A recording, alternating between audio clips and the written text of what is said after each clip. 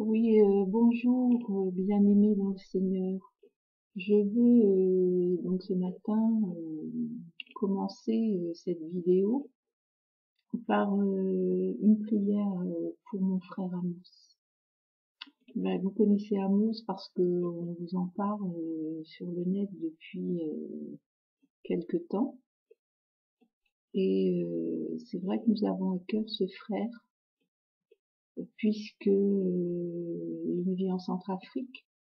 Vous savez que c'est un pays qui est extrêmement pauvre, où la pauvreté galopante, si je peux dire, où des hommes ne marchent même plus sur leurs deux jambes, ils se traînent, et on a encore dernièrement parlé d'une chrétienne. Bon, je ne sais pas si elle a eu depuis un rétablissement de sa santé, mais cette chrétienne se traîne pour aller aux réunions de prière parce qu'elle ne peut plus marcher. Donc je commence ce matin par une prière à Amos et ensuite je partagerai avec vous ma réflexion sur les richesses et aussi sur l'argent. Parce que je pense que c'est un sujet qui a été abordé par le Seigneur Jésus-Christ. Et comme il y a mention de dettes, certains quelquefois de dettes ont transformé en dettes des péchés, voilà. Je pense qu'en fait Jésus-Christ a vraiment parlé des riches et des pauvres. Plusieurs fois il a été très clair à ce sujet. Et il est aussi dit dans la parole que n'est pire sourd que celui qui veut pas entendre. Donc on a des oreilles qu'on n'entend pas, on a des yeux où on ne voit pas. Et c'est cette réflexion avec vous que je vais partager ce matin. Donc Seigneur Jésus, mon roi, mon Dieu, merveilleux, puissant, glorieux, majestueux, toi qui sièges dans le ciel, toi à qui toute puissance a été donnée, toi dont le nom a été élevé au-dessus de tout nom ce matin. Je te remets Amos, mon frère.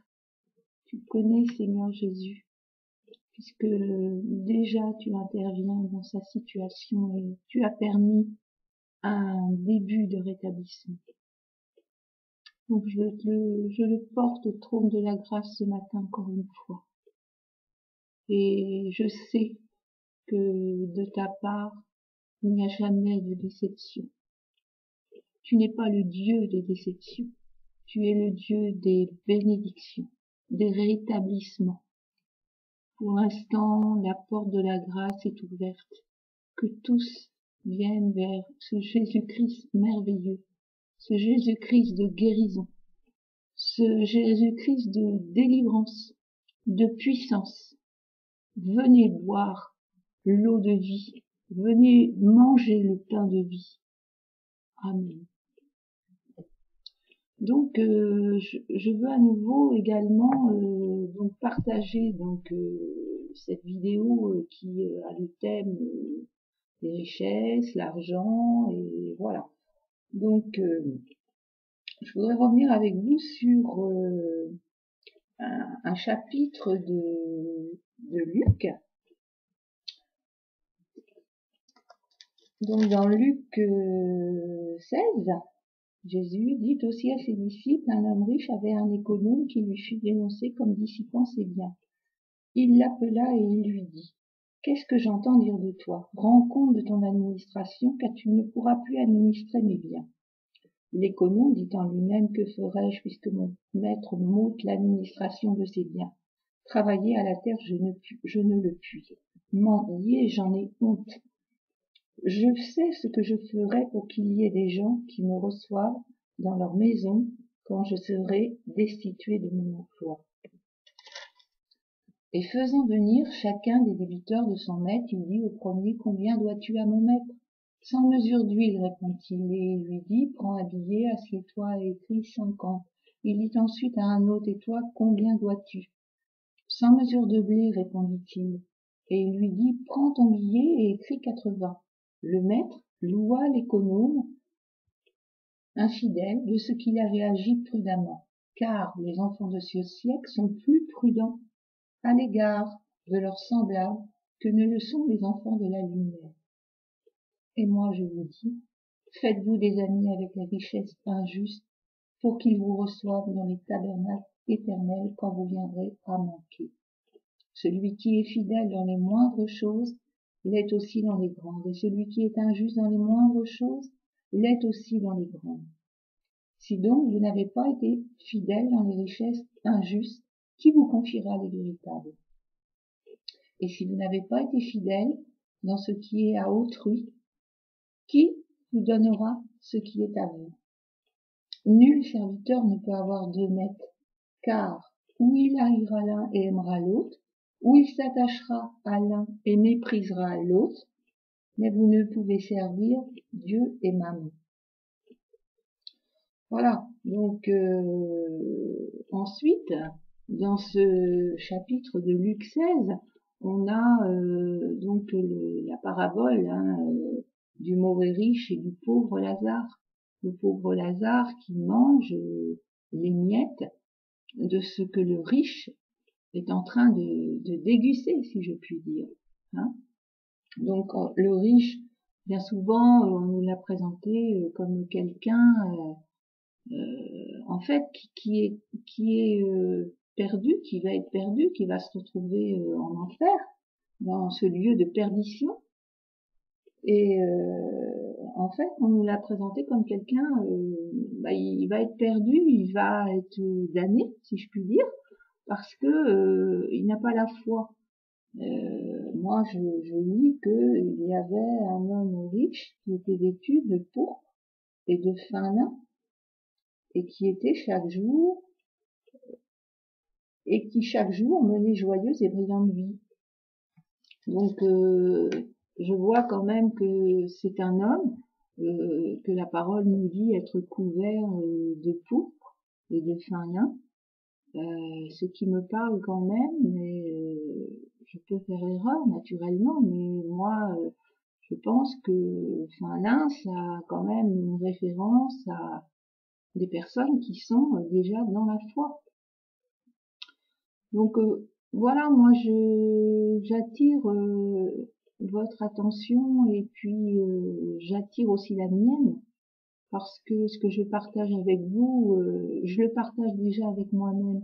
Déjà, j'interroge moi-même ma conscience pour savoir ce que le Seigneur veut nous dire, toujours au travers de sa parole.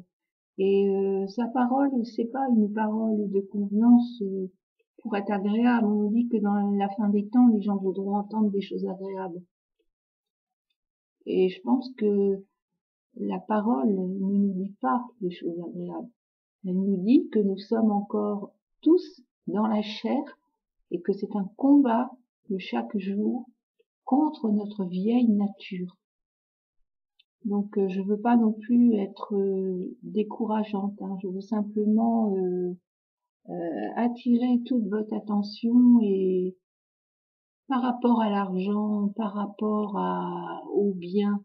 Hein. Donc on voit bien dans ce chapitre Luc 16 que rien ne nous appartient. Nous sommes des administrateurs des richesses que nous avons sur la terre, chacun pour notre compte, chacun en fonction de notre richesse. Donc, le Seigneur qui est celui en fait qui demande à ce que l'on rende compte, c'est cet homme riche, c'est lui qui possède toutes les richesses, les nôtres aussi. Nous n'avons rien sur cette terre.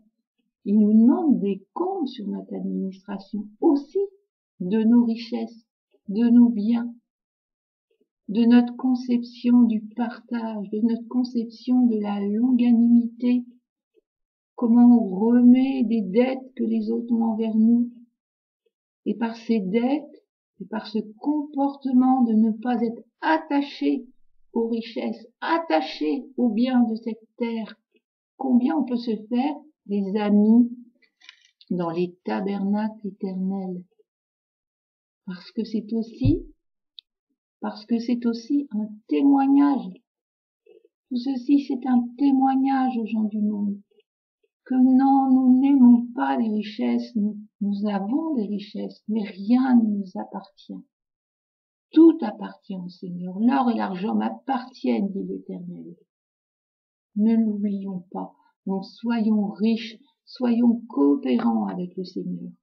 Quand il a multiplié les pains, quand il a fait ces multiplications de pains, puisqu'on nous dit même dans Jean qu'il en a fait deux fois de suite, parce qu'il était ému de compassion envers les foules qui étaient là, qui l'écoutaient, qui commençaient à avoir faim, parce que nous sommes sur la terre des hommes actuellement.